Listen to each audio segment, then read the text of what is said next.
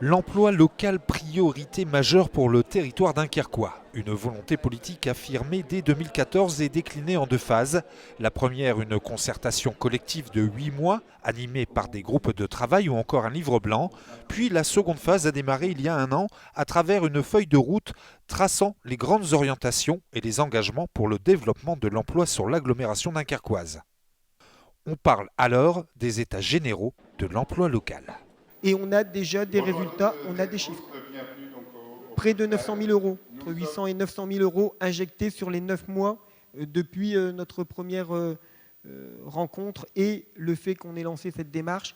900 000 euros sur les entreprises qui ont entraîné en création d'emplois purs, je ne parle pas en maintien, mais bien en création, qui ont entraîné 44 créations d'emplois. Difficile de parler emploi sans évoquer l'aspect social de cette thématique. L'agglomération bénéficie aujourd'hui d'un club de l'économie sociale et solidaire, regroupant une vingtaine de partenaires de l'insertion.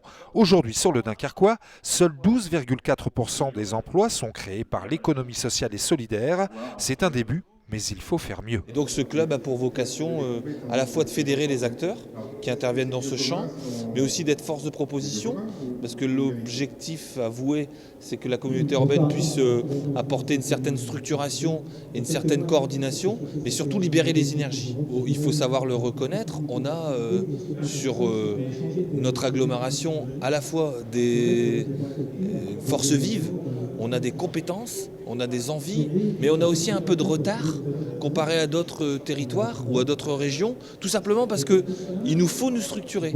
Et il faut aussi que le politique, au sens large et noble du terme, y croit et s'investisse et encore une fois libère ses énergies. Pour se consacrer pleinement à l'emploi local et redynamiser le territoire, une maison de l'entrepreneuriat sera lancée à la rentrée prochaine.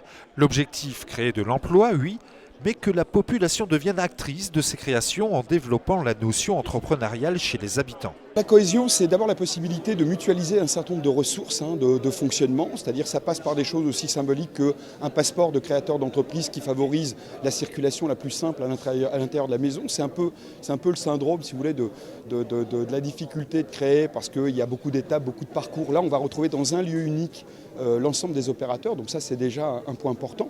C'est un enjeu de lisibilité, de visibilité aussi des acteurs, puisque à cette occasion, ça permet effectivement de faire en sorte que quand un porteur de projet, qu'il soit porteur de projet, créateur, développeur d'entreprise, repreneur d'entreprise, va trouver au même endroit l'intégralité de la ressource à laquelle il peut vouloir faire appel. Et puis, des petites nouveautés à l'intérieur de ça qui sont sur le mode de faire, travailler davantage sur l'énergie collective au travers d'ateliers collectifs, au travers d'espaces de coworking, etc., qui vont permettre de développer le plus possible. Voilà.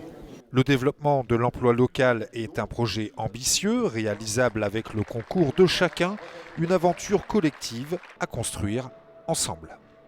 Dans le cadre des États généraux de l'emploi local, c'est donc à chaque citoyen que je fais appel aujourd'hui. Le développement de l'emploi local est pour moi une obsession constante, mais on ne réussira que si c'est une ambition partagée par tout le monde, que si chacun a envie de participer à l'élan collectif.